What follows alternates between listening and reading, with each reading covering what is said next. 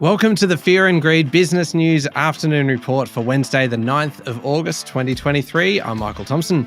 Every afternoon, we've got the 5 stories that happened today that you need to know about, so let's jump into it. Story number 1, the S&P ASX 200 closed up 0.4% to 7,337 points this afternoon. There were mixed results. InvoCare was a strong performer, up almost 6%. We'll have more on that one in a moment. Coronado Global Resources was the next best, up almost 5%. Now the banks rallied through the afternoon. All the big four posted increases. Commonwealth Bank this morning announced a record $10.2 billion full-year profit. Its share price ended up 2.7%. Healthcare was the worst performing sector today, led by ResMed with a fall of over 4.4%. On to story number 2 now, and Australia's ambassador to the US, Kevin Rudd, has been helping to launch a new report in Canberra, warning the skills shortage in technology will hold back Australia's digital future. That is, unless we achieve more collaboration with American businesses.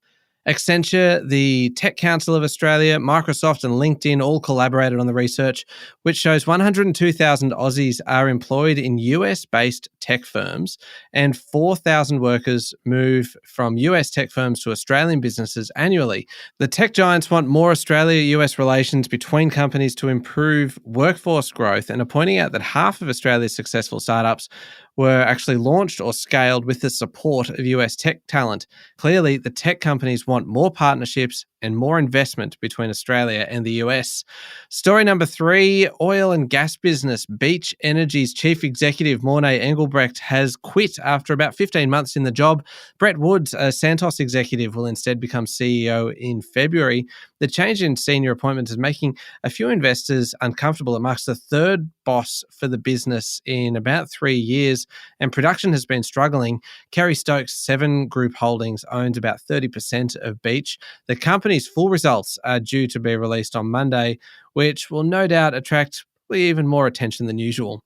On to story number 4, and as we flagged in this morning's episode, the board of Australia's largest funeral and crematoria operator has accepted a $1.8 billion takeover offer from TPG Capital. The private equity firm made a $12.70 a share offer for InvoCare. It has now been accepted and will be voted on by shareholders in October.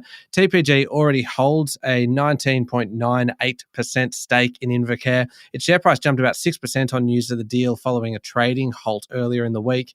InvoCare is best known probably for its brands White Lady and Simplicity and manages over 40,000 funerals a year. And finally, on to story number 5, credit card balances in the US have risen above $1 trillion for the first time on record. A $45 billion jump in the April to June period pushed credit card balances over this somewhat dubious threshold. Data from the New York Federal Reserve shows this was a 4% increase. The number of credit cards with outstanding debt payments that are 30 or more days late increased to 7.2%, and then that is the highest rate since 2012, so more than a decade. It is a clear sign that Americans are finding it tougher to get by, though there is some normalizing happening post-pandemic lockdowns.